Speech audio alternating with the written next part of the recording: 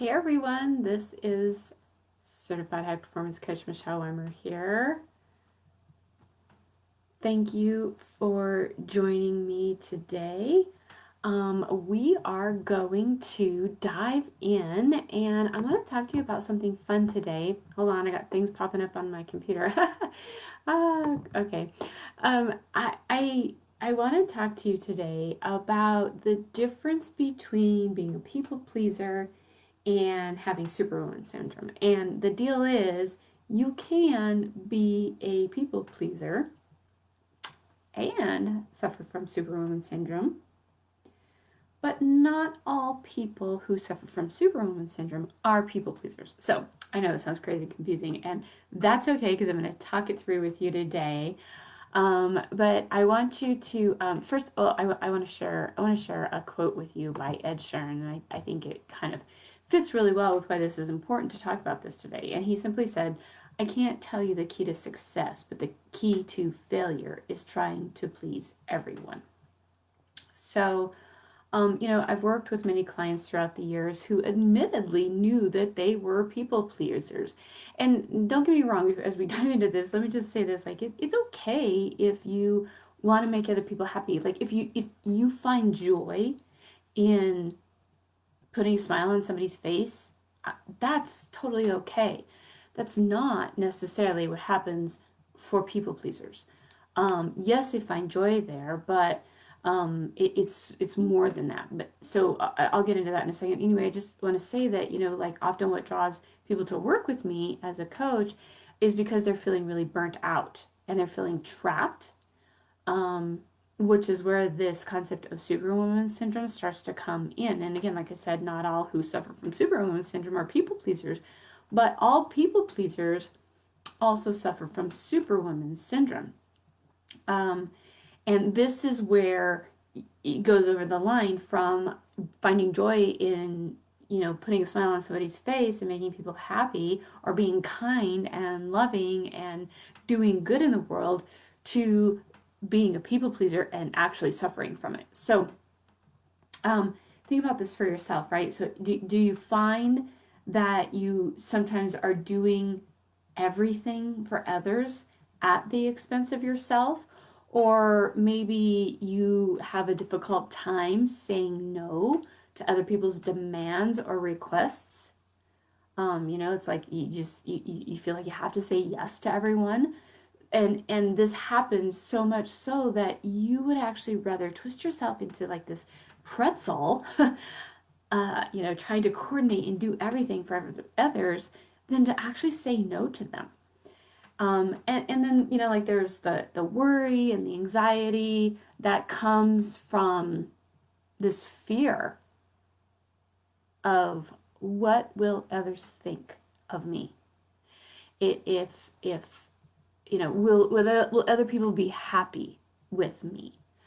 And worrying about that. So if you can relate, then this could be this disease to please showing up, right? Like this people pleaser need within you. And there's a great book called The Disease to Please, curing people pleasing, curing the people pleasing syndrome. That's what it's called. It's by Harriet Breaker.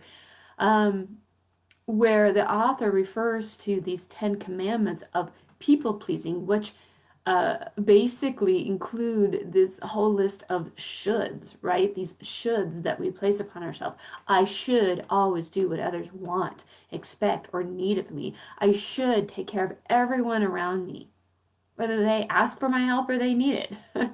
I should always be nice and never hurt anyone's feelings. And I'm not saying, again, like we should be nice, but when someone is overstepping their boundaries with us, when someone is using us and you're becoming this doormat, like that's not okay. And you can say no. You can put up your boundary and say, hold on a minute. Like there's nothing wrong with that. And whether that offends them or hurts them or not, and sometimes people who are users will do that, right? Like they keep pushing you and pushing you. And then when you finally put up your boundary and say no, they act hurt. But that's theirs to own. You need to honor yourself. So anyway, that's one of the shoulds in this 10 commandments of people pleasing.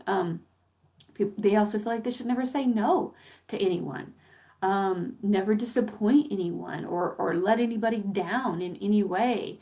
That they always have to, that they should be, again, these are all should always be happy and upbeat and never show any negative feelings to anyone else. That they should always try to please other people and make them happy. And the truth of the matter is, again, we can't always please everyone, because when we do that, we are never pleasing ourselves, for one, and we're also not being true to ourselves, right? If you agree to things, if you side with people, there's always going to be two sides of things, even more than that. And so when you're always trying to please other people, make them happy, or be upbeat and uh, um, not burden them with your problems, agree with others. You can't possibly do that for everyone, because then pretty soon you're not going to make anybody happy. So anyway, these are some things that cause that label us, or label others as people pleasers in a way. But here's the thing, right? People pleasers most often do what they do to please others because their own sense of value and worth are directly tied to making those people happy.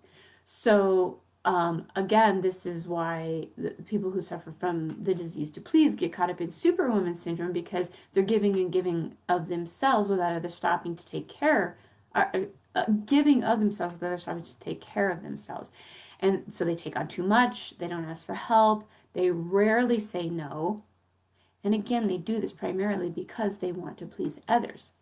Now, here's where the difference comes in. Someone who's solely suffering from Superwoman Syndrome might also feel that they have to do all of these things. They have to do all for everyone at the expense of themselves. But often their reason for doing this is not to please people, but to prove themselves.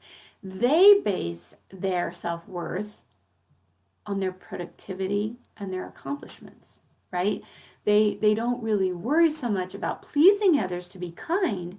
Instead, they want to prove that their own perfectionism is shining through. They want to prove their strength. They want to prove their self-worth by what they're doing and accomplishing. And this is where the big difference comes in between people pleasers and Superwoman Syndrome. The actions and behaviors often look the same, but the intention behind those actions and behaviors is quite different. So if you suffer primarily from Superwoman Syndrome, then it's likely that you don't like to ask for help. You want everyone to think you have it all together all of the time. You might go above and beyond often. This is that overachiever attitude. You rarely take time for yourself. You're always wanting to prove that you can handle anything that comes your way. You strive for perfection, as I mentioned a second ago, both in your personal and your professional life. And you want others to think that you're strong, that you have it all together, that you never cry, you never need help, you never, can't do anything on your own. Like that, you can take care of everything. You can handle everything. Yet in the quiet of your heart, the truth of the matter is you're exhausted, you're overwhelmed, you're probably lonely, and you're tired. You're tired of pretending to be strong all the time. But you hide behind this cape of courage and strength, and yet you don't completely know where your own power lies because you never give yourself permission to seek it out. So you do what you think is expected of you, and the more you do that, the more you feel is expected of you, because you rarely recognize your own accomplishments, and it just starts to become this like vicious cycle, right? So I'm sure that you can see how the two can get tangled up. The actions and the behaviors are similar. But again, the intention behind the two are where the difference lies. And while, I'd say most people truly do experience both, there really are some who suffer solely from Superwoman Syndrome. So now here's the thing, right?